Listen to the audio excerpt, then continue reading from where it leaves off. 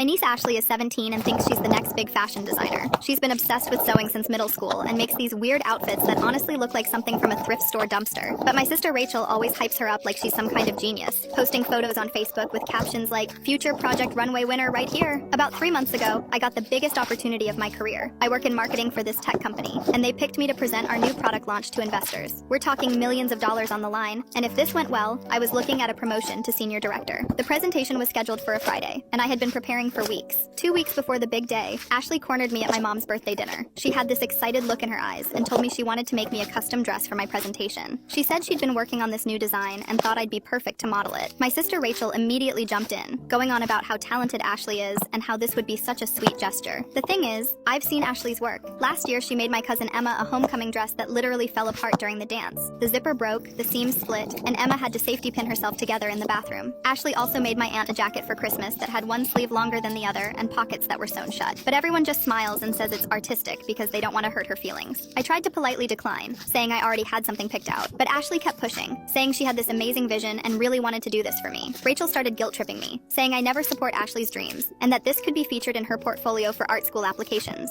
Finally, I caved and said, okay, but only if she could show me a sketch first. She showed up to my apartment that weekend with this drawing that looked like a kindergartner's crayon masterpiece. The dress had these weird asymmetrical layers, random patches of different fabrics, and what she called architectural elements that were basically cardboard pieces sewn into the bodice. I told her it was very creative, but asked if she could make something more traditional and professional looking. She got offended and said I didn't understand her artistic vision. Rachel texted me later calling me unsupportive and saying I was crushing a teenager's dreams. The next week, Ashley showed up at my door with a half-finished dress. She wanted me to try it on for measurements. The thing was a disaster. The neckline was crooked, the hem was uneven, and there were loose threads everywhere. When I put it on, it was so tight I could barely breathe, and the sleeves were different lengths. I looked in the mirror and knew there was no way I could wear this thing to the most important presentation of my life. But Ashley was standing there so proud, taking photos and talking about how she was going to post it on her Instagram, with hashtags like custom couture and emerging designer. That's when I made the decision. I told Ashley the dress was beautiful, but I had decided to go with something I already owned because I wanted to feel confident in something familiar. She completely lost it, started crying and yelling about how I never believed in her and how I was just like everyone else who didn't appreciate real art. Rachel called me within an hour, screaming about how I had humiliated Ashley and made her question her abilities. She said I was selfish and only cared about myself. The whole family got involved. My mom tried to stay neutral but suggested maybe I could wear the dress to something less important first. The day of the presentation came, and I wore a simple black blazer dress I bought from Nordstrom. I felt confident, professional, and comfortable. The presentation went perfectly. The investors loved our product, and I nailed every question they threw at me. By the end of the meeting, they were talking about doubling their initial investment. My boss pulled me aside afterward and told me I'd be getting that promotion. He also mentioned that several investors had commented on how polished and professional I looked, which added to their confidence in our company.